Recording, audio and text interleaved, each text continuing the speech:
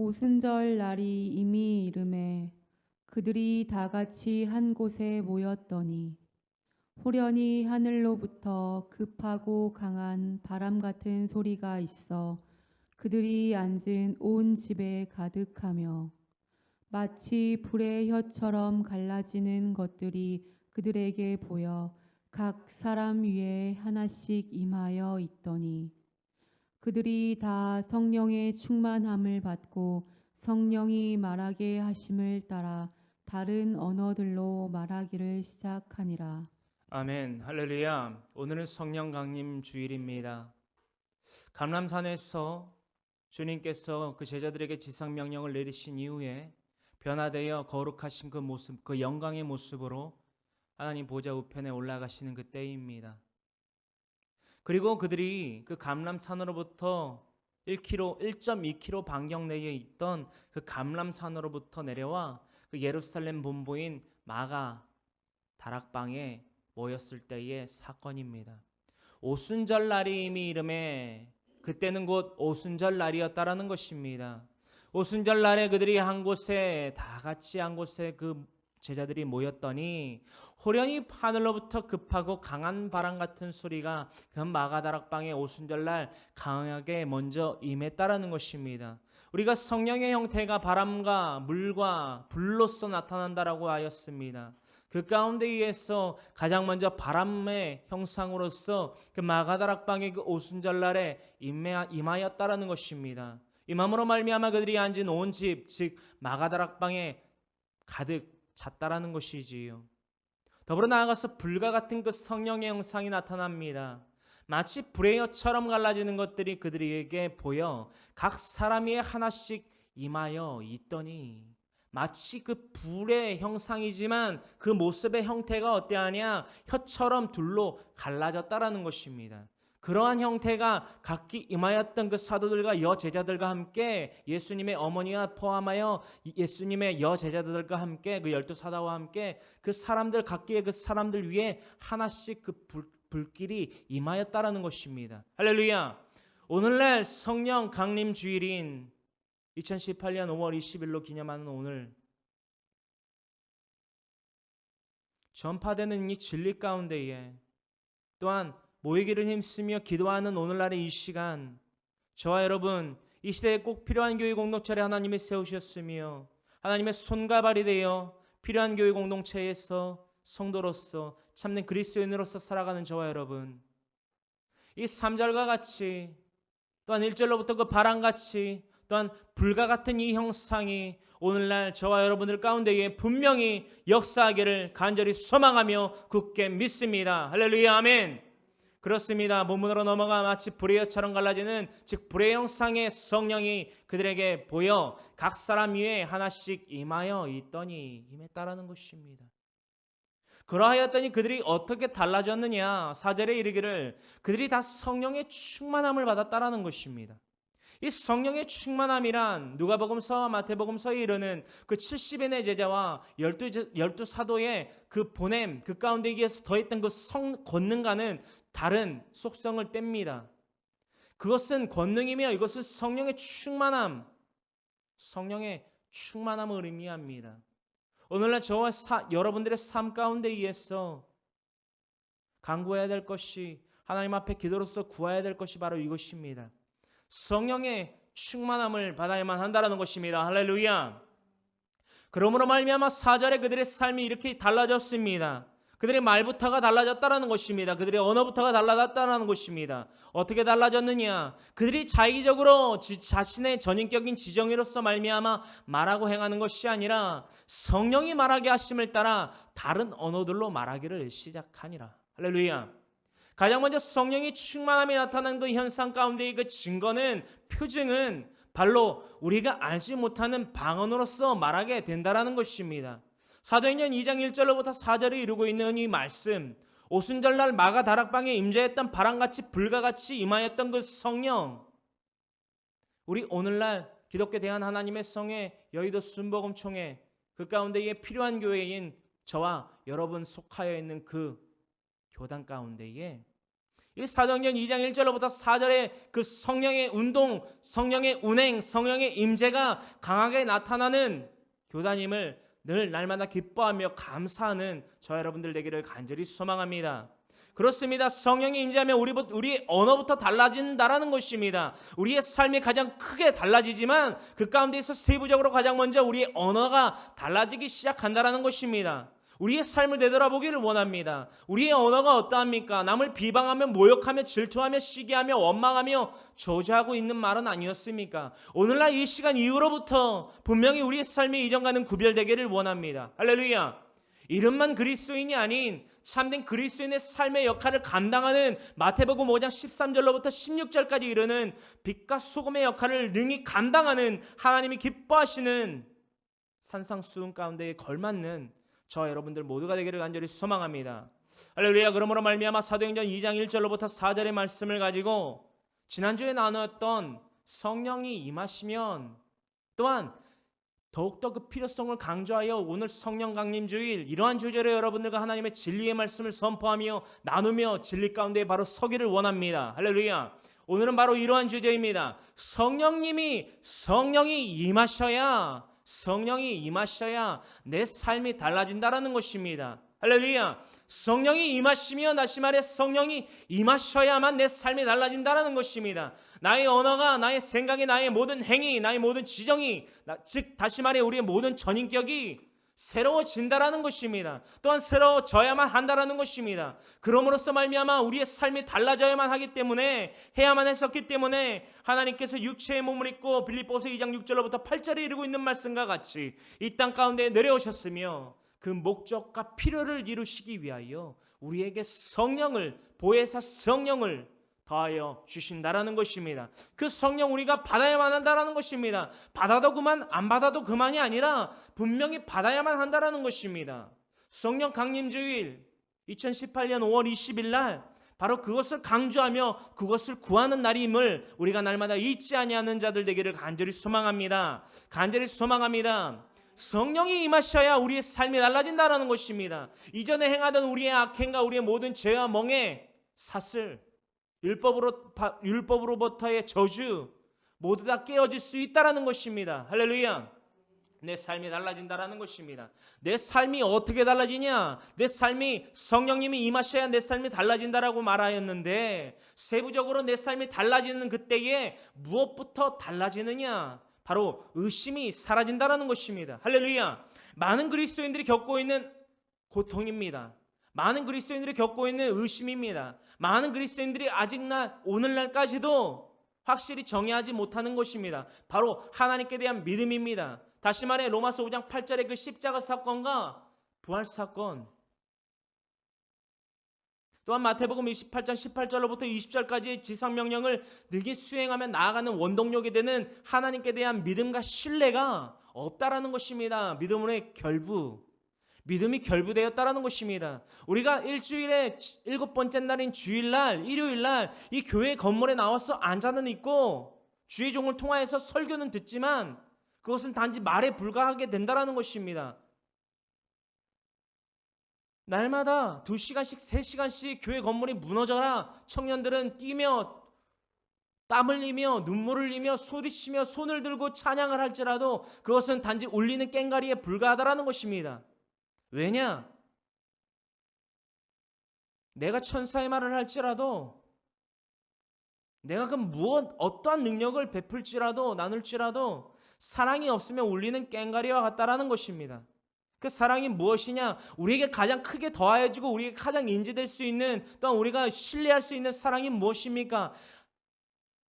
예수님을 통한 하나님의 그 사랑, 확증된 그 사랑, 바로 완전하신 그 아가페 사랑이라는 것입니다. 그 아가페 사랑, 완전한 사랑인데 그 사랑이 아니면 우리가 무엇을 믿겠습니까? 그 사랑이 아니면 우리가 무엇을 통하여 구원을 얻을 수 있겠습니까? 날마다 사탄은, 그 잔존해 있는 그 사탄의 세력은 우리의 생각과 말과 행동으로서 이렇게 의심을 가져다 준다라는 것입니다. 그 의심, 성령님이 성령이 임하셔야 우리의 삶이 달라지는데 그 가운데에서 가장 먼저 우리의 의심이 사라진다라는 것입니다. 할렐루야. 하나님이 살아 역사하신다라는 것을 믿습니까? 하나님이 살아 계십니까? 보았습니까? 보지 못했습니다. 그러나 어떻게 믿습니까? 믿음으로 바라보며 믿음으로 믿게 된다라는 것입니다. 할렐루야. 그럼으로써 굳건한 믿음의 반석이 굳게 서서 의심이 사라진다라는 것입니다. 사라진다라는 것입니다. 할렐루야. 마태복음 28장 16절로부터 17절까지는 바로 18절로부터 27절까지 이어지는 그 지상명령 가운데에서의 그 제자들의 모습을 바라볼 수, 지켜볼 수 있습니다. 그 제자들의 모습이 어떠했는지 우리가 가장 먼저 살펴보기를 원합니다. 11 제자가 갈릴리에 가서 예수께서 지시하신 산에 이르러 예수를 배웁고 경배하나 아직도 의심하는 사람들이 있더라. 아멘. 마태복음 28장 16절로부터 17절까지의 말씀입니다. 11 제자, 즉 가룟 유다가 죽고 난 이후에 마띠아가 그 예루살렘 본부인 마가다락방에서 요셉이라는 자와 마띠아라는 자가 제비뽑기로 경합을 펼치어 결국에 마띠아라는 사람이 뽑히게 된다라고 지난주에 나눠보았지요. 그 전의 사건입니다. 지금 감람산에 있는 그때의 배경입니다. 예수님 아직 변모대에 올라가기 이전입니다. 그 가운데에서 우리가 볼 수 있는 것은 무엇이냐? 제자들의 모습입니다. 다시 말해 더욱더 명확하게 말해 제자들의 믿음의 행태를 실태를 볼 수 있는 두 구절의 말씀입니다. 그 말씀인즉슨 11 제자가 갈릴리에 가서 예수께서 지시하신 산, 즉 감람산이지요. 감람산에 이르러 예수를 배웠고 경배하나, 경배는 하지만 예배는 드리지만 아직도 의심하는 사람이 있는 저와 오늘날의 여러분의 그 행태와 같이 이 제자들 또한 이러한 의심에 온전치 못한 믿음의 행태가 이들 가운데에서도 팽배했다라는 것입니다. 수많은 그리스도인들이 이러한 궁금증을 갖습니다. 왜 예수님의 공생의 삶 동안에 그 유대인의 문화 가운데 찾아오신 예수님이 그 크신 기적과 이사와 표적 그들 가운데에서 베푸시고 그들에게 더하기도 하셔서 70인의 제자와 12제자들은 예수님의 공생의 삶에서조차 예수님만이 그 권능을 베푸신 것이 아니라 예수님께서 더하시며 각기 고을과 성읍으로 보내실 때에 모든 사탄의 권세를 다스리는 권능을 주셨음에도 불구하고 그것으로 말미암아 그 기적과 이사와 표적들을 자신들이 행했음에도 불구하고 왜 예수님을 의심하고 배도하고 즉 버리고 떠나고 저주했냐라는 것입니다. 이것에서 우리는 알 수 있습니다. 마태복음 28장 16절로부터 17절까지의 그 제자들 예수님을 그림자처럼 따라다녔습니다. 그뿐입니까? 방금 전 여러분들과 나누었던 바와 같이 예수님 그저 그들을 따라다니기만 하시지 아니하셨습니다. 그저 예수님 자신께서 행하시는 기적과 이사와 표적만을 보았던 것이 아닙니다. 마태복음 10장에 그 70인의 제자와 그 12제자의 그 행적들을 보아하면 우리가 알 수 있다라는 것입니다. 선교보고 그 70인의 제자의 선교보고 귀신들이 즉 사탄들이 굴복하고 패배하는 것에 기뻐하지 말고 훗날 저 하늘에서 받을 그 상급을 위하여 기뻐하라 라고 말씀하신 것. 그 권능을 베풀고 일으켰는데도 불구하고 왜 예수님을 배도하냐라는 것입니다. 왜 예수님을 버리고 떠나냐라는 것입니다. 바로 이것이 오늘날 우리가 교훈으로 삼아야 될 중요한 포인트라는 것입니다. 예수를 배웠고 경배하고 오늘날 이 시간 이 자리에 교회라는 건물에 나와서 필요한 교회 가운데에서 나와서 하나님께 예배한다라고는 하지만 우리의 그 예배하는 마음 가운데엔 심중 가운데엔 의심이 있다라는 것입니다. 이들 또한 그랬다라는 것입니다. 성령이 임하셔야만 우리의 삶이 달라지는데 우리의 삶이 달라질 때 무엇이 가장 먼저 달라져야만 하느냐? 우리의 믿음의 핵심인 살아계신 하나님의 독생자 아들 우리 주 예수 그리스도, 그 예수 그리스도를 통하여 확증된 하나님의 사랑이 바로 십자가 사건과 부활 사건인데 그 십자가 사건과 부활 사건을 통하여 우리는 영생의 기회를 가졌도다. 영생의 기회를 얻었도다. 라는 것에 대한 믿음을 갖게 된다라는 것입니다. 아멘. 그러므로 우리에게서 의심은 그칩니다. 우리에게서 그 의심은 그칩니다. 완전히 거칩니다. 할렐루야. 우리는 의심이 이시는 하나님을 온전히 믿을 수 없습니다. 그것은 그리스도인이 아닙니다. 그저 종교 생활을 하는 자입니다. 하나님께 대한 온전한 의심이 100% 사라진 믿음으로 하나님을 바라보고 하나님을 신뢰하고 의지할 때에 성령님 우리에게 임하지 마소서라고 하나님께 기도해도 성령님 임재하십니다. 할렐루야. 할렐루야.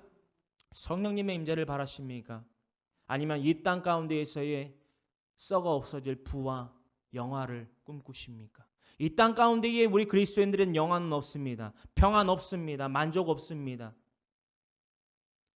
물질, 장막, 자녀, 건강, 그 어떤 근심과 걱정과 염려와 필요로부터의 자유로움 얻기를 원하신다면 의심 없는 순수한 신실한 믿음으로 하나님을 바라보기를 간절히 소망합니다. 아멘. 두 번째, 성령이 임하셔야 우리의 삶, 참된 그리스도인의 삶이 되기를 원하고 또한 바뀌기를 원한다면 성령이 임하시기를 바라야 되는데 이 성령이 임하셔야 내 삶이 달라지기 때문입니다. 내 삶이 달라지는데 무엇이 달라지느냐? 바로 첫 번째는 의심이 사라지게 되고 두 번째는 우리의 말이 달라진다라는 것입니다. 할렐루야. 서론에도 저와 여러분들 나눴다시피 우리의 삶에서 얼마나 많은 말로써 짓는 죄악을 짓습니까? 쌍시옷이나 쌍치읓이 들어가는 쌍짓이 들어가는 욕이 아니더라도 속어가 아니더라도 얼마나 악한 마음으로 품는 것들이 우리의 입술로서 나옵니까? 학교에서는 우리 친구들을 미워하는 말들, 저주하는 말들, 시기하는 말들, 질투하는 말들, 원망하는 말들, 탓하는 말들, 우리의 사업에 있어서는, 우리의 삶에 있어서는, 우리의 교육에 있어서는 어떠합니까? 하나님이 과연 보시기에 좋은 언어의 삶을 살고 있으시냐라는 것입니다. 성령이 우리를 다스리셔야만 우리의 말이 달라집니다. 할렐루야. 우리의 삶이 달라집니다. 할렐루야. 사도행전 2장 1절로부터 4절 가운데에서 3절의 말씀 이렇게 이르고 있지요. 마치 불의 여처럼 갈라지는 것들이 그들에게 보여 각 사람 위에 하나씩 임하였더니 그들이 다 성령의 충만함을 받고 성령이 말하게 하심을 따라 다른 언어들로 말하기를 시작하니라. 이를 총칭하여 방언이라 하는데 이 방언은 단지 우리가 알고 있는 샬라샬라, 열리열리 이러한 방언만을 말하는 것이 아닙니다. 성령의 충만함을 받는 것이 전제 조건입니다. 성령의 충만함을 받고 성령이 말하게 하심을 따라 다른 언어들로 말하기를 시작하는 것이 온전한 전제 조건입니다. 이것이 무엇이다? 성령 충만함의 첫 표징이다. 할렐루야. 오늘날 이 성령의 충만함을 받은 첫 표징이 저와 여러분들의 삶 가운데 의해서 또한 이 필요한 교회 가운데 의해서 예배드리는 이 시간 하나님께서 성령 집사람들을 보내어 함께 아멘으로 무릎 꿇고 화답하며 예배드리는 이 시간 성령의 임재가 바람같이 생수같이 불과같이 우리의 혀 가운데 임하시사 우리의 말을 다스리는 오늘날의 되기를 간절히 소망합니다. 간절히 소망합니다. 그렇습니다. 의심과 낭망이 아닌 십자가 사건과 부활 사건을 전하는 혀가 된다라는 것입니다. 할렐루야. 오늘 본문 말씀이 사도행전 2장 1절로부터 4절에 이르고 있는 오순절 마가다락방의 성령 임재, 성령 강림의 사건.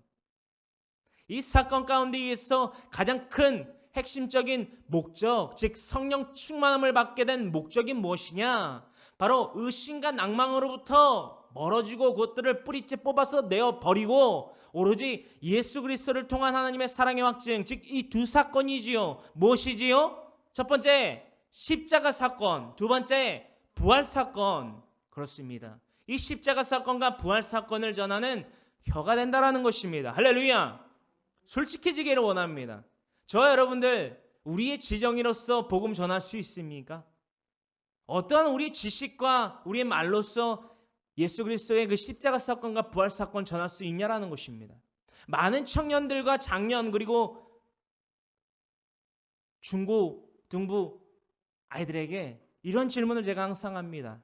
아무개야, 혹은 처음 만나는 청년이나 아이들이라 할지라도 학생들이라 할지라도 이 질문을 항상 처음 던집니다. 그 친구가 하나님을 믿고 예수님을 믿음으로 말미암아 구원을 얻는 것에 대한 확신을 갖고 있는 청년이라면 아이라면 제가 이 질문을 항상 던진다라는 것입니다. 제가 항상 고정적으로 던지는 질문은 바로 이것입니다. 아무개 청년이 전도하고 싶은 친구가 있나? 늘 똑같은 그 질문에 대한 늘 똑같은 답이 95% 이상 저에게 돌아옵니다. 네, 물론 있지요. 제 친구 중에 제가 정말 아끼고 사랑하는 친구가 있는데 저는 그 친구가 꼭 하나님을 믿었으면 좋겠어요. 제 질문은 계속됩니다. 그렇다면 하나님 참 좋으신 분인데 그래서 친구가 믿는데 친구가 믿는 그 하나님 그 친구한테 효과적으로 전하는 방법에 대해서 알고 있나? 어떻게 반응할까요? 머리를 극적입니다. 잘 모르겠다라는 것입니다. 솔직히 잘 모르겠어요. 제 질문은 계속됩니다. 왜 모릅니까? 돌아오는 대답은 이러합니다. 성경에 대한 지식이 없습니다. 할렐루야. 저를 바라보기를 원합니다. 성경에 대한 지식은 우리 그리스도인들 가운데 중요하지 않습니다. 성경 가운데에 드러난 진리가 중요하다는 것입니다. 할렐루야. 진리, 지식과 다릅니다. 지식은 언제든지 달라지고 어떠한 니즘지 사상에 의해서 변모될 수 있습니다. 허나 진리는 바뀌지도 않습니다. 할렐루야. 맞습니까? 진리는 바뀌지도 않습니다. 진리는 부패되지도 않습니다. 진리는 이동하지도 않습니다. 늘 그 자리에 늘 어제나 오늘이나 영원토록 우리를 향하고 있는 것이 하나님의 진리라는 것입니다. 할렐루야. 이 진리 저와 여러분들이 전하기 위해서는 우리의 혀의 다스림, 즉 성령의 임재, 성령의 충만이 바로 그 유일한 해결책임을 능히 깨닫는 저와 여러분들의 이 시간 되기를 간절히 소망합니다. 할렐루야. 그러므로 말미암아 사도 베드로가 성령의 충만함을 받고 그 열두 사도와 예수님의 어머니 또한 예수님의 여제자들이 그 가운데에서 성령의 충만함을 받고 성령의 말하게 하심을 따라서 각기 다른 언어들로 말하기를 즉 방언을 하면서 그 가운데에 거룩한 유대인들이 모인 그 자리에서 그들이 그 사도들을 통하여 그 사도들에게 이렇게 이릅니다. 저들이 새 술에 취하였도다. 아니라 우리가 술에 취한 것이 아니라 성령에 취했도다. 그 가운데에서 사도 베드로가 그 유대인들 그 패역한 세대에서부터 구원을 받으라 라고 말하며 이 메시지를 전졌다라는 것입니다. 뭐하러 던졌느냐? 사도행전 2장 36절의 말씀을 다 같이 봉독하기를 소망합니다. 그런즉 이스라엘 온 집은 확실히 알지니 너희가 십자가에 못 박으니 예수를 하나님이 주와 그리스도가 되게 하셨느니라 하니라. 아멘. 사도행전 2장 36절의 말씀입니다. 그런즉 이스라엘 온 집은 확실히 알지니 이 가운데 예수의 오순절, 이 오순절날 그 오순절을 기념하기 위해서 기회를 지키기 위해서 절을 지키기 위해서 그 예루살렘 그 성읍에 모인 그 모든 유대인들을 그 유대인들에게 이릅니다. 그때 당시에는 유대인들에게 일렀으며 지금 오늘날의 현세에 이르러서는 유대인 또한 이스라엘과 헬라인과 이방인에 이르기까지 저와 여러분들 말입니다. 이방인. 우리는 철저한 이방인입니다. 바울과 같은 전통성 베냐민 지파도 아니며 히브리인도 아니며 로마 시민권자는 더더욱 아니라는 것입니다. 그 어떠한 내세울 만한 전통성 없습니다. 그저 출애굽으로부터 나온 수많은 가축대와 이방인이 섞여 있듯이 우리는 어쩌면 가축과 같은 존재일지 모릅니다. 철저한 이방인입니다.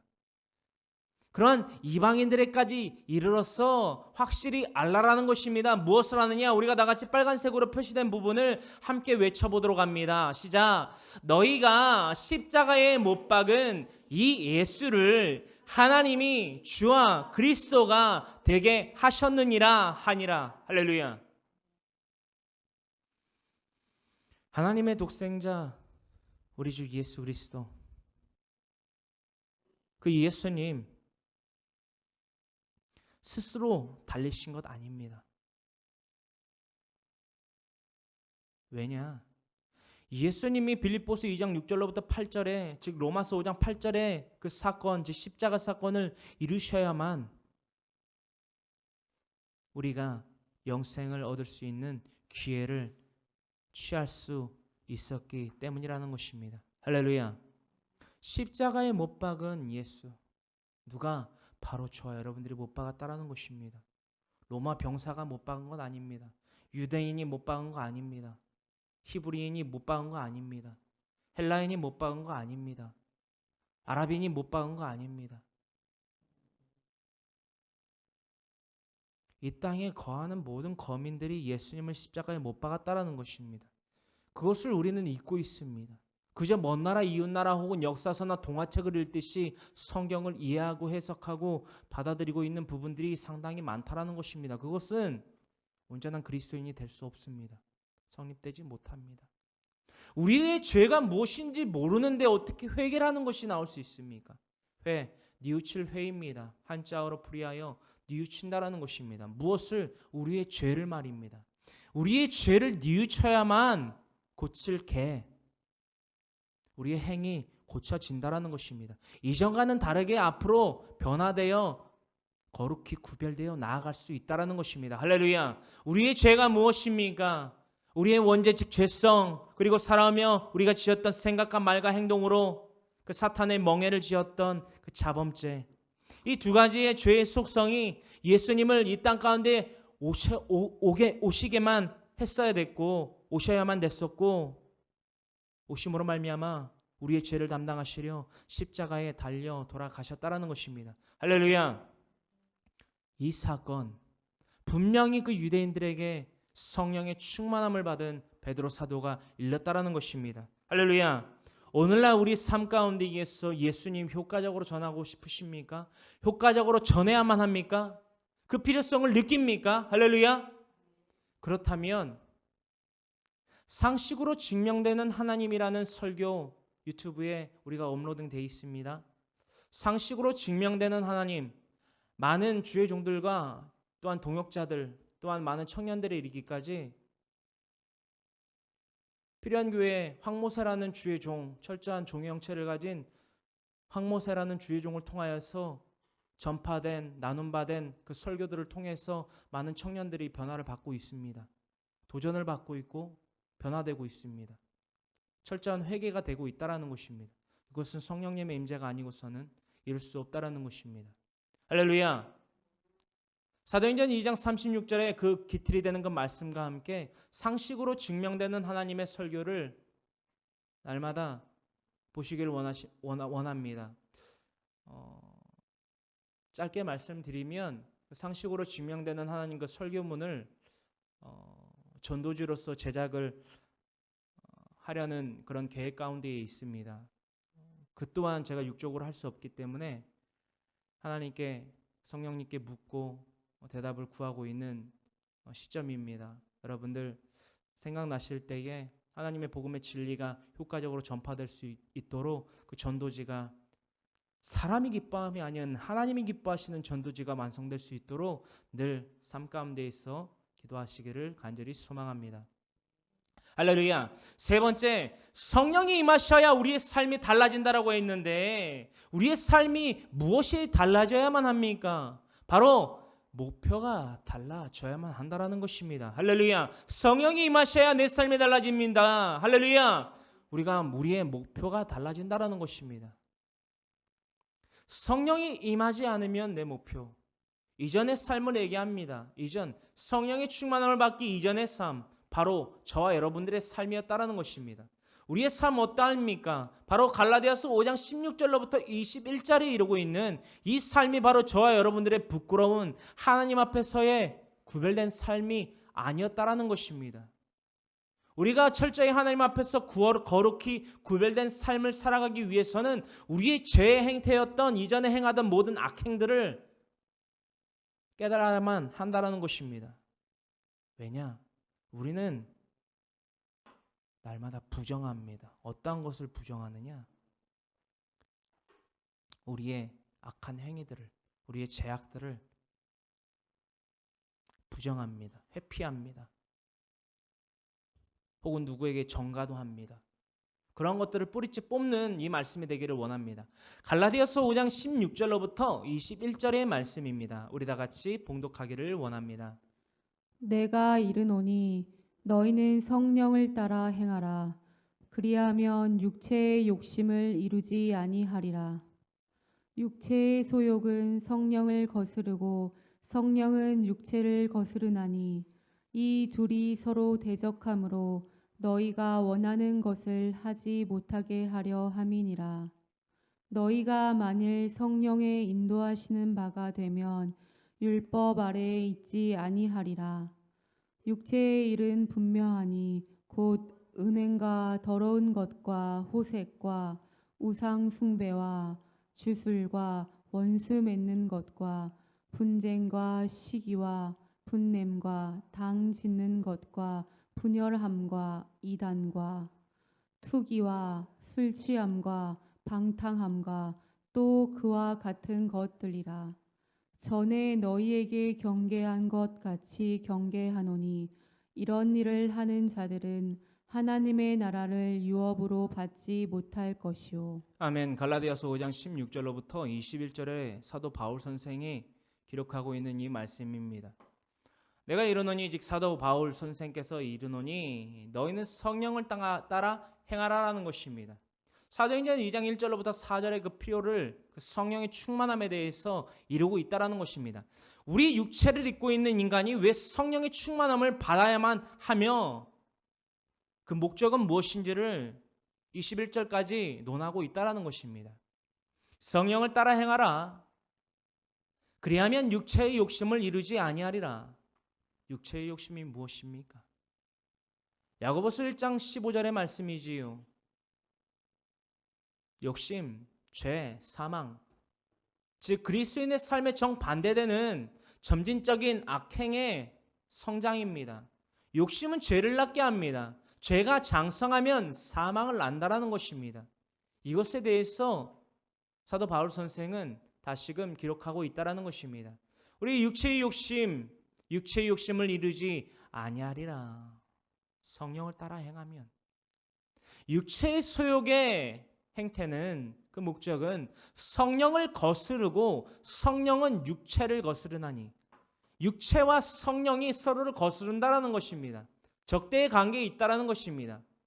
그러므로 말미암아 이 둘이 서로 대적함으로 너희가 원하는 것을 하지 못하게 하려 함이니라. 이 깨달음 사도 바울이 직접적으로 겪은 것은 아니지만 마태복음 26장 36절로부터 46절에 이르고 있는 예수님과 그 제자들의 그 겟셋마네 동산에서의 기도에서 우리는 깨달을 수 있지요. 예수님 자고 있는 제자들에게 나아가 뭐라 말씀하십니까? 깨어 기도하라. 왜 기도하느냐? 마음에는 원이로다 육신이 약하다라는 것입니다. 우리의 육신의 삶이 그러합니다. 육체에 거하여 있는 우리의 삶이 그러하다라는 것입니다. 할렐루야. 우리가 마음에 원하는 것, 이루고자 하는 그 목적, 우리의 삶으로, 우리의 육으로 이룰 수 있습니까? 없습니다. 많이 시도해봤지 않습니까? 아니면은 더 실패의 위기의 상황을 더 겪어보셔야 육체의 힘으로는 안 되는구나. 기도해야 되겠구나. 성령을 받아야 되겠구나. 그 깨달음을 얻으실 테입니까? 돌아가지 말고 온전히 진리의 길로 향해 나아가는 저와 여러분, 이 시대에 꼭 필요한 교회 공동체, 필요한 교회 모든 성도가 되기를 간절히 소망합니다. 아멘. 그러므로서 말미암아 이 둘이 서로 대적하는데 너희가 원하는 것을 하지 못하게 하려 한다. 무엇이? 육체가 성령의 그 운행을 거스른다라는 것입니다. 18절에 계속되어 이르기를 그러나 너희가 만일 성령의 인도하시는 바가 되면 바로 이것에 대해서 자유를 얻는데 바로 율법 아래에 있지 아니하리라. 이 말인즉슨 율법의 저주 365-248 613가지의 하늘로부터 내려진 하나님으로부터 이 땅 가운데에 명하여진 계명 율법을 지켜 행할 때에 얽매이는 것이 아니라 멍해를 지는 것이 아니라 그것을 못 지켜서 죽을 수밖에 없던 이전에 행하던 우리의 악행이 아니라 하나님으로부터 동떨어진 패역한 세대, 부패한 세대가 아닌 성령의 임재, 성령의 충만함이 있으면 우리의 전인격, 지, 정, 의, 우리의 암과 우리의 모든 뜻과 그러므로 말미암아 우리의 모든 행위 달라진다라는 것입니다. 할렐루야. 철저한 지배를 받아야 된다라는 것입니다. 왜냐? 왜 철저한 지배를 받아야 되느냐? 예수님께서 그것을 가장 먼저 보여주셨지요. 예수님 권능이 있으신 분입니다. 예수님 한마디면 천군 천사를 동원해서 그 로마 병사들, 예수님을 십자가에 못 박으려 하는 그 로마 병사들 싹 제거할 수 있으셨다라는 것입니다. 그러나 자신의 지정의를 내세우며 행하는 것이 아니라 하늘로부터 내려진 하나님의 그 분부하심, 그 명령을 종의 형체를 가지사 이루셨다라는 것입니다. 할렐루야. 그것이 무슨 사건이다? 십자가 사건과 부활 사건.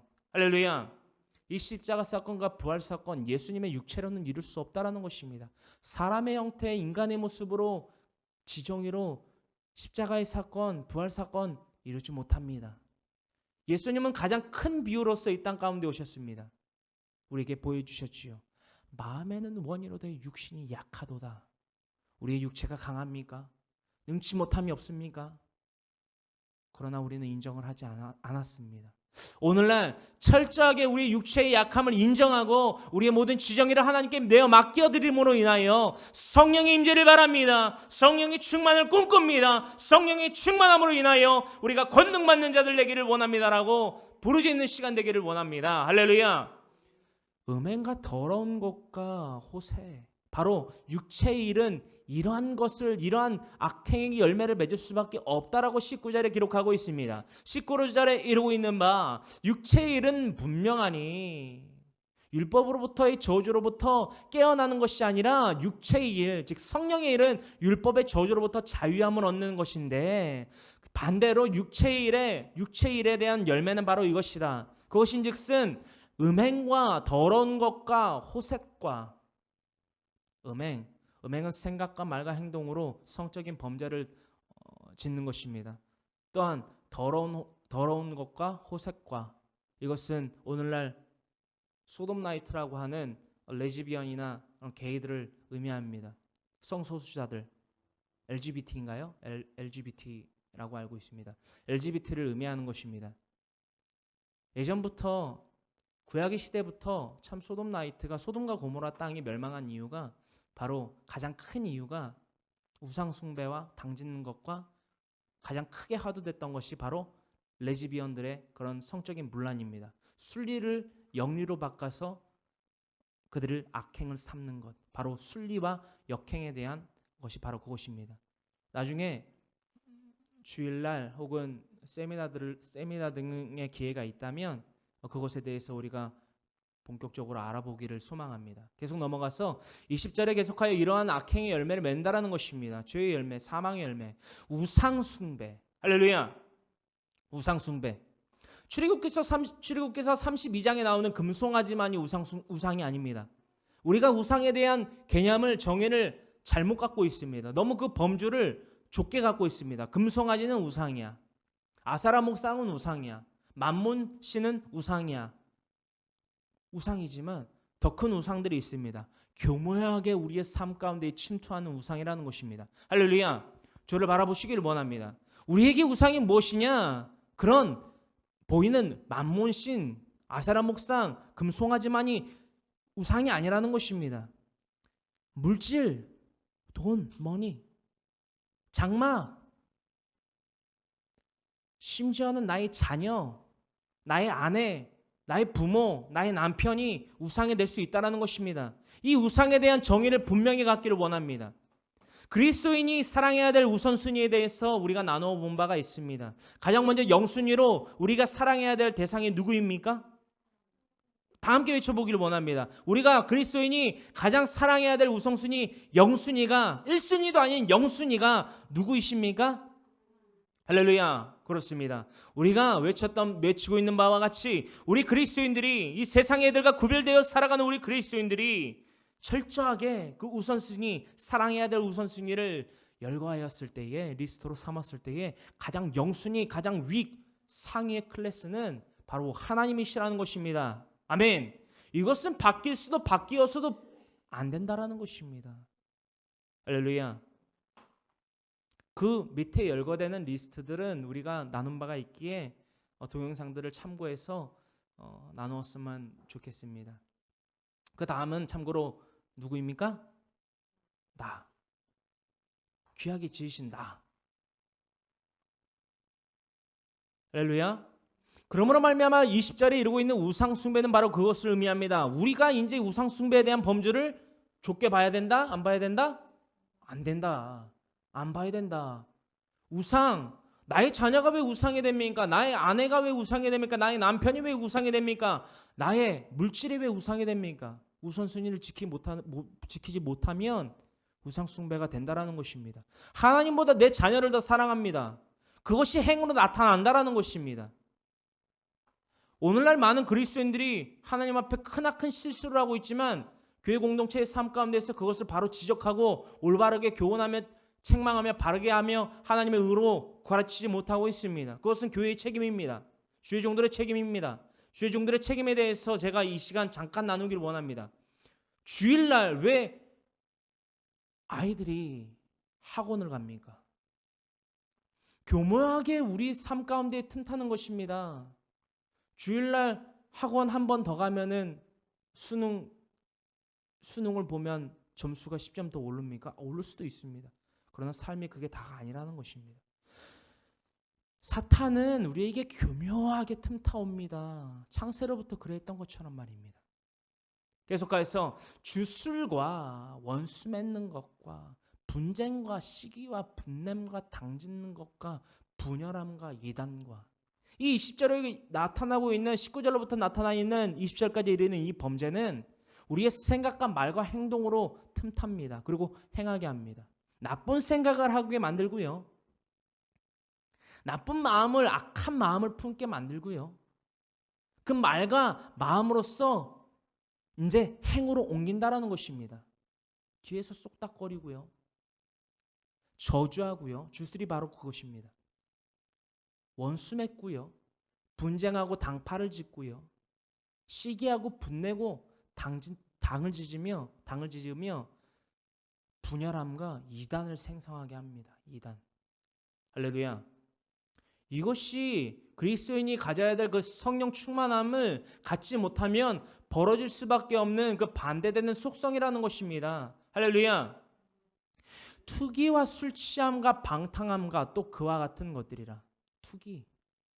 기회를 엿보아서 자신의 이득을 취하는 겁니다. 또한 술 취함과 방탕함과 여기서 말하는 술 취함과 방탕함 온유함을 잊어버리는 것입니다. 온순함을 잊어버리는 것입니다. 자신의 도를 잊어버리는 것입니다. 그리스도인의 삶이 어떻게 구별되어야 되는지 다시 말해 마태복음 5장 13절로부터 16절에 이르고 있는 철저한 빛과 소금의 역할을 산상수훈에 의거하여 지켜 행해야만 하는데 복음을 전하는 도구로서 철저하게 살아가야 되는데 술 먹고 방탕함으로 인해서 투기함으로 인해서 그 삶 감당할 수 있느냐라는 것입니다. 절대 감당할 수 없습니다. 성령의 사람이 그리스도인의 사람이 아니기 때문이라는 것입니다. 우리의 지정이가 바로 이러하다라는 것입니다. 우리가 우리 전인격의 주인이 되어서 주인 노릇을 하며 살아갈 때에 이러한 열매밖에 맺을 즉 육체의 열매밖에 맺을 수밖에 없다라는 것입니다. 계속하여 전에 너희에게 경계한 것 같이 경계하노니 이런 일을 하는 자들은 무엇을 받지 못한다? 다 같이 하나 둘 셋 하나님의 나라를 유업으로 받지 못할 것이요. 할렐루야. 주여 주여 하는 자마다 천국에 들어가지요? 안 들어갑니다. 못 들어갑니다. 내가 들어가고 싶어도 낙타인 내가 바늘구멍으로 지나가려고 해보십시오. 절대 못 지나갑니다. 특히나 장로교에서 이 교리에 대해서 정말 책임지지 못할 거짓말들을 하는데 한 번 받은 구원 영원한 구원 아닙니다. 근 몇 년 전에 이 사건이 화두가 됐지요. 한 번 받은 구원을 영원한 구원이다라고 가장 큰 교리의 핵심 교리로 삼고 있었던 어떤 파? 구원파. 구원파. 배우 배용준 씨가 그곳에 다닌다 죽은 신도도 아니고 성도도 아닙니다. 왜냐? 거룩하지 못하기 때문입니다. 한 번 받은 구원은 영원하다. 우린 그럼 다 같은 교리를 갖고 있다면 우린 구원파랑 별반 다를 게 없습니다. 방종하며 살아가도 됩니다. 히브리서 6장 1절부터 6절의 말씀이 그것을 나타내고 있습니다. 방종하며 살아가면 안 된다. 철저한 그리스도인으로 살아가야 된다. 왜냐? 십자가 사건과 부활 사건을 통하여서 확정받은 그 사랑을 받은 자가 내세의 그 영광 능력을 맛보고도 예수님을 부인하고 떠나는, 즉 배도하는 자들은 누구를? 예수님을 다시 십자가에 드러내놓고 욕되게 하는 것이라는 것입니다. 히브리서 6장 1절로부터 6절의 말씀입니다. 그를 제하고도 너무나도 많은 진리, 즉 구원에 대한 온전한 진리가 있음에도 불구하고 많이 달라지는 추세이기도 합니다. 장로교에서 이제는 많이 올바른 진리를 설파하려고 노력하는 변모의 모습들이 많이 보이지만, 회개하는 모습들이 보이지만 아직도 멀었습니다. 이것은 장로교를 폄하하는 발언이 아닙니다. 오해하지 마십시오. 장로교나 감리교나 침례교나 성결교나 순복음이나 제각기 진리를 진리로서 선포하는 주의종도 있고 그렇지 아니한 주의종도 있다라는 것입니다. 하나님의 말씀은 진리입니다. 바뀌지도 왜곡되어서도 바뀔 수도 없습니다. 이것이 진리인데 왜 진리를 바꾸냐라는 것입니다. 할렐루야.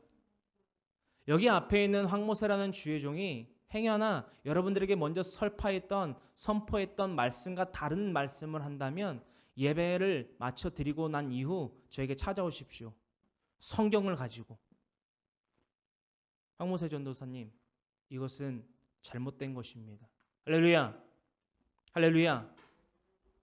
그것이 왜 일어날 수 있습니까? 이것은 저와 여러분들은 이 황모세라는 사람의 말쟁이의 말을 들으러 온 것이 아닙니다. 하나님의 말씀을 전파받고 증거함 받고 그것을 통하여서 교육받고 책망받고 바르게 되고 교육되어서 세상으로 나아가 복음을 전파하기 위함입니다. 맞습니까? 할렐루야. 아멘. 그렇습니다. 하나님의 나라를 유업으로 받지 못한다라는 것입니다. 누가? 성령 충만하지 못한 자들. 할렐루야. 맞습니까? 성령 충만함 받지 못한 자들은 하나님의 나라를 유업으로 받지 못한다라는 것입니다. 그렇다면 이렇게 정의합니다. 성령의 충만함을 받지 못한 자들은 누구입니까? 육체의 정욕을 따르는 자들. 육체의 정욕을 따르는 자들. 19절로부터 21절까지 상반절까지 이루고 있는 말씀에 해당하는 자들입니다. 그들이 맺을 열매로는 하나님의 나라, 즉 천국에 들어갈 수 없다라는 것입니다. 이것은 진리입니다.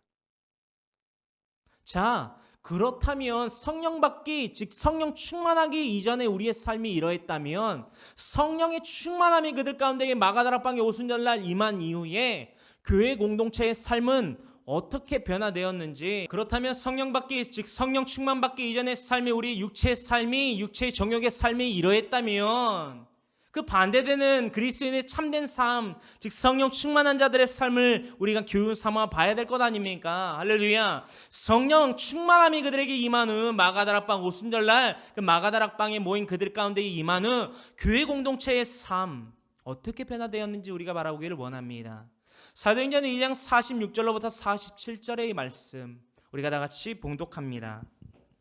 날마다 마음을 같이하여 성전에 모이기를 힘쓰고 집에서 떡을 떼며 기쁨과 순전한 마음으로 음식을 먹고 하나님을 찬미하며 또 온 백성에게 칭송을 받으니 주께서 구원받는 사람을 날마다 더하게 하시니라. 아멘. 사도행전 2장 46절로부터 47절의 말씀입니다. 베드로의 그 설교와 증거 이후 복음의 진리를 전파한 이후 형제들이여, 유대인들이 사도들에게 이르기를 형제들이여 우리가 이제 어찌할꼬 를 시작으로 철저한 회와 개가 시작되었을 때에 이들의 교회 공동체의 삶, 즉 초대교회의 삶이 이렇게 변모되었다라는 것입니다. 어떻게 변화되었냐? 가장 큰 특징을 사도행전 2장 46절로부터 47절 이 두 구절에서 우리는 알 수 있다는 것입니다. 할렐루야. 날마다 마음을 같이하여, 마음을 같이 했다라는 것입니다. 어떠한 마음? 예수 그리스도의 십자가 사건과 그 부활 사건을 통하여 우리는 영생의 기회를 얻었도다.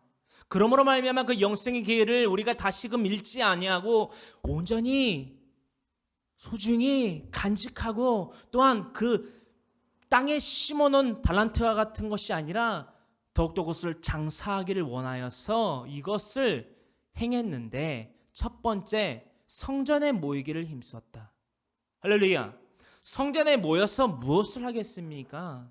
그 예수 그리스도를 통한 십자가 사건과 부활 사건을 통한 하나님의 사랑에 감격하여서 날마다 모여서 예배했다라는 것입니다. 하나님 감사합니다. 예수 그리스도를 통하여서 이 땅 가운데에 죽을 수밖에, 아니 죽은 우리를 위하여 십자가 사건과 부활 사건을 통하여 확증된 그 사랑, 주님 감사합니다. 감사합니다. 주님 감사합니다. 예배드렸다라는 것입니다. 할렐루야. 오늘날의 예배의 가장 큰 목적과 핵심이 바로 그것입니다. 십자가 사건과 부활 사건에 대해서 하나님 감사합니다. 그 두 사건을 통해서 우리는 영생의 기회를 얻었습니다. 하나님 감사합니다. 예배합니다. 찬양합니다. 경배합니다. 그 이외에는 어떤 것도 없습니다. 어떤 것도 없습니다. 그저 절기에 따라서 이것에 대한 구체적 감사만 있을 뿐이지, 주요 핵심은 십자가 사건과 부활 사건을 통한 영생의 기회 없습니다. 그 외에는 없습니다. 간단하고도 명료하고도 명확합니다. 예배의 목적. 두 번째입니다. 무엇을 했느냐? 그들이 집에서 떡을 떼며 기쁨과 순전한 마음으로 음식을 먹고. 할렐루야. 이 두 번째에 하도되어 있는 46절 하반절의 말씀의 주요 핵심 포인트는 단 한 가지의 단어로서 의미될 수 있습니다. 육적인 양식보다 영의 양식을 먹었다. 그 영의 양식은 무엇이냐? 말씀이다. 이때 당시에 사도들의 행전 가운데에서의 기록 가운데의 그 시점에서 이들은 어떠한 성경을 보았느냐? 구약을 보았습니다. 구약의 말씀, 모세로부터 주어진 그 613가지의 율법을 토대로 한 토라와 더불어서 창출 내민신 이 모세오경과 더불어서 구약 39권의 이 구약의 성서를 봤다라는 것입니다. 봤는데 이전에 봤던 기준과는 정반대입니다. 왜냐? 구약은 오시리에 대한 예표입니다. 할렐루야. 많은 선지자들과 많은 왕들이 그것에 대해서 예표하였고, 또한 모세를 통하여서 오실 예수님에 대해서 창세기서 3장 15절에 기록하고 있는 바와 같이 많은 이들이 오실 예수님, 즉 메시아에 대해서, 메시아 사상에 대해서 언급했다라는 것입니다. 할렐루야. 말씀의 깊이가 있어야 된다라는 것입니다. 말씀의 구절들을 외워서 말씀의 깊이를 새기는 것이 아닙니다. 진리의 깊이를 새기라는 것입니다. 할렐루야. 우리 그리스도인들에게 참된 진리의 깊이는 무엇으로 가질 수 있습니까? 두 사건입니다. 십자가 사건과 부활 사건. 이 두 사건만 우리 가운데에, 심령 가운데에 깊숙이 박혀 있다면 그 어떠한 풍지풍파가 우리를 쓰러뜨리려고 해도 우리를 결코 쓰러뜨릴 수 없습니다. 왜냐? 그 두 가지 사건은 우리에게 견고한 믿음을 반석을 더할 수 있는 유일한 계기이기 때문입니다.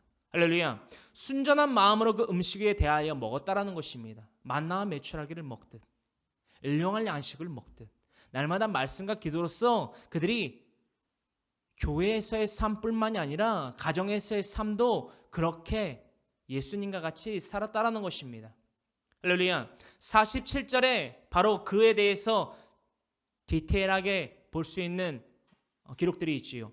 하나님을 찬미했다라는 것입니다. 그들의 삶 가운데에서 말입니다. 날마다 365일 동안 그들의 삶이 이렇게 일목요연하게 하나님을 찬미했다라는 것입니다. 더불어 나아가서 예수님, 키가 자라며 그 지혜가 자라며 하나님과 사람들에게 사랑을 받으셨던 그 예수님과 같이, 누가복음 2장에 기록되어 있는 말씀입니다. 날마다 그 키가 자라며, 아이의 키가 자라며 그 지혜가 자라며 함께 자라며 하나님과 사람들에게 사랑을 받더라. 이것이 예수님의 성장기의 유일한 기록입니다. 또한 누가복음 3장에서는 예루살렘 성에 예수님의 어머니와 그 친척들이 올라갔지만 예수님을 제외한 나머지 가족들만이 내려오고 훗날 며칠이 지나서야 올라갔더니 예수님이 그곳에서 무엇하고 계셨습니까?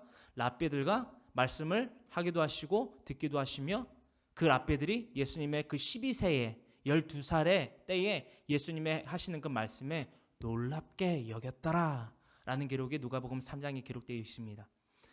계속하여 넘어가서 하나님을 찬미했다라는 것입니다. 더불어 그뿐입니까? 이 땅 가운데에서는 어땠습니까? 또 백성에게 칭송을 받았다라는 것입니다. 누구와 같이? 예수님과 같이. 할렐루야. 우리 그리스도인들의 삶이 어떠한 누구의 발자취를 밟아 따라 살아가야 됩니까? 예수님의 발자취입니다.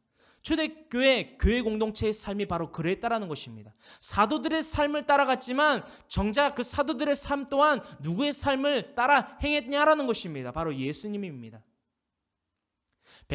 온 백성에게 칭송을 또한 받았더니 주께서 구원받는 사람을 날마다 무엇하셨다? 더하게 하셨다. 이것이 복음의 진리임의 핵심입니다. 우리의 지정이 많은 이들이 땀을 흘립니다.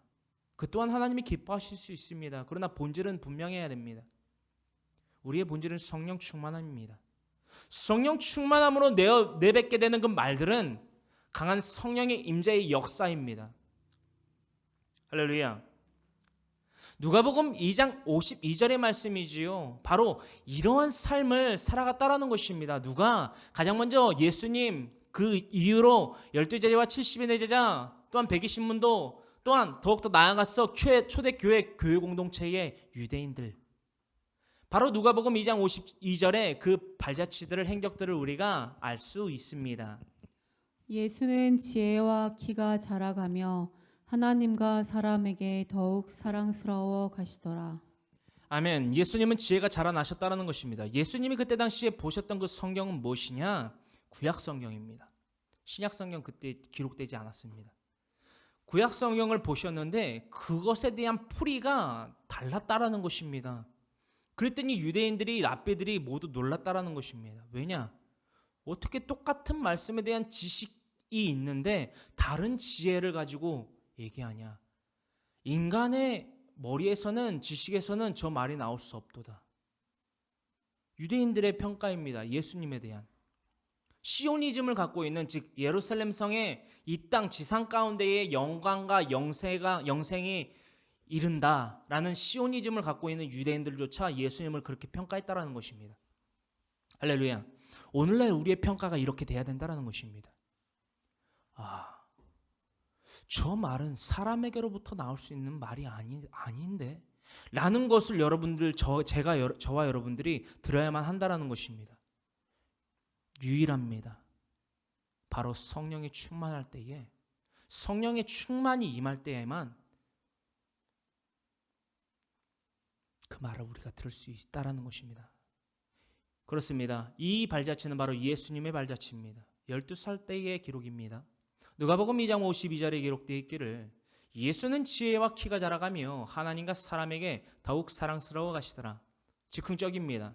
예수는이 아니라 자신의 이름을 붙여서 이를테면 모세는 조금 부끄럽기도 하지만 예수는이 아니라 모세는, 혹은 여러분들의 이름 다 붙여서 우리가 하나 둘 셋 하면 함께 외쳐보도록 원합니다. 가장 크게 외치는 사람에게는 1달란트를 수여하도록 하겠습니다. 자, 누가복음 2장 52절의 말씀을 우리 하나 둘 셋 하면 함께 자신의 이름을 붙여서 외쳐보기로 합니다. 하나 둘 셋. 모세는 지혜와 키가 자라가며 하나님과 사람에게 더욱 사랑스러워 가시더라. 아멘. 이것이 그리스도인의, 즉 우리 주 살아계신 하나님의 독생자들 우리 주 예수 그리스도, 즉 인자의 삶이었으며 또한 제자들의 삶이었으며 70인의 제자와 120문도의 삶이었으며 또한 유대인의 초대교회 교회 공동체의 그 일원들의 삶이었다라는 것입니다. 할렐루야. 누가 가장 컸습니까? 자, 김연아랍니다. 네, 김연아는 1달란트를 수여받으세요. 예배 마치고 자 52절에 예수는 지혜와 키가 자라가며 하나님과 사람에게 더욱 사랑스러워 가시더라. 바로 이것이 우리의 삶이 되어야만 한다라는 것입니다. 할렐루야. 할렐루야. 그렇습니다. 초대교회 공동체는 어떠한 삶을 또한 따랐느냐, 레이지파의 삶을 삶의 목표로 삼았다라는 것입니다. 가장 큰 핵심의 캐릭터는 목표의 삶은 예수님과 같은 그리스도인의 삶의 그 공동체였으며 가장 큰 범주로 들어서는 바로 레이지파의 삶을 삶의 목표로 삼았다라는 것입니다. 하나님은 참으로 오묘하시고 놀라우신 분이십니다. 우리 인간의 지정의로서는 깨달을 수 없는 말씀들을 우리 가운데 이 말씀을 통하여서 말씀을 풀게 하십니다. 자, 초대교회 공동체는 레이지파의 삶을 삶의 목표로 삼았다. 즉 제사장에 속하여 있는 그 지파 12지파 가운데에서 레이지파는 제사장 지파입니다. 다른 어떠한 일이나 전쟁을 담당하는 지파가 아니라 유일하게 이것만을 고집하고 이것만을 하나님께로부터 부여받았습니다. 그 속성이 바로 제사를 드리는 제사장의 지파라는 것입니다. 이 제사장의 지파인 레위지파는 그 가나안 땅에 이르렀을 때에 그 소유가 없었습니다. 그 땅도 어떠한 물질도 어떠한 열매도 없었습니다. 그저 레위지파는 제사를 백성들을 대신해서 제사를 대신 드려주고 그와 그에게서 난 그 소산물들로 부산물들로 자신의 먹거리와 삶을 영위하여 나갔다라는 기록들을 우리가 나누어서 알 수 있었다라는 것입니다. 그렇습니다. 초대교회 공동체는 다른 어떤 삶도 아닌 예수님과 레위지파의 그 공동체의 삶을 삶의 목표로 삼았다라는 것입니다. 할렐루야. 신명기서 12장 12절의 말씀에 대해서 그 레위지파와 그 이스라엘 백성들 가나안 땅에 들어갈 때에 즉 신명기 하나님 앞에 지켜 행하라 라는 그 신명기 신으로부터 명한 것을 기록한 그 신명기라고 총칭하여 우리가 빠르게 해석할 수 있는데요. 이 신명기 12장 12절의 말씀에 대해서 레위지파의 삶을 왜 쫓았고 레위지파의 삶은 무엇이었는지 우리가 알아보기를 원합니다. 너희와 너희의 자녀와 노비와 함께 너희의 하나님 야훼 앞에서 즐거워할 것이요 내 성중에 있는 레위인과도 그리할지니 레위인은 너희 중에 분깃이나 기업이 없음이니라. 네, 너희 중에 분깃이나 기업이 없음이니라 라고 기록되어 있습니다.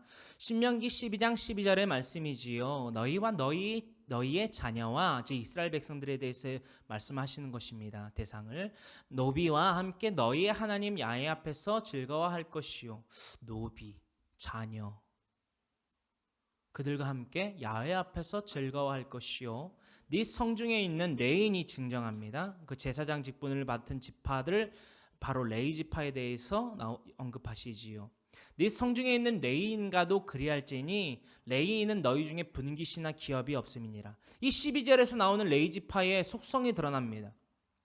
자녀와 노비 또한 너희 그 이스라엘 백성들 모두 하나님을 거룩하게 구별하여 지키는 그들의 삶 가운데에서 레위지파가 등장합니다. 그 가운데에서 누가 등장하느냐? 이 성중에 있는 레인이 등장하는데 그들은 분깃도 기업도 없습니다. 다시 말해서 이 레위지파의 속성은 이스라엘 백성들을 대신하여 제사를 드리지만 항상 그들과 함께 하나님과 예배합니다. 할렐루야. 이 교회 공동체의 삶의 모티브가 가장 시작이 바로 이 레위지파라는 것입니다. 그리고 또한 예수님이지요. 오늘날 교회 공동체의 삶 가운데서의 역할성에 대해서 이 레위지파의 삶을 들을 수 있다라는 것입니다. 아니 들어야만 한다라는 것입니다. 늘 고아 가부와 객과 노비와 자녀들과 함께 합니다. 함께 아우러져서 하나님께 예배드립니다. 또한 내 소유가 그 어떠한 것도 없다라는 것을 항상 인지해 둡니다.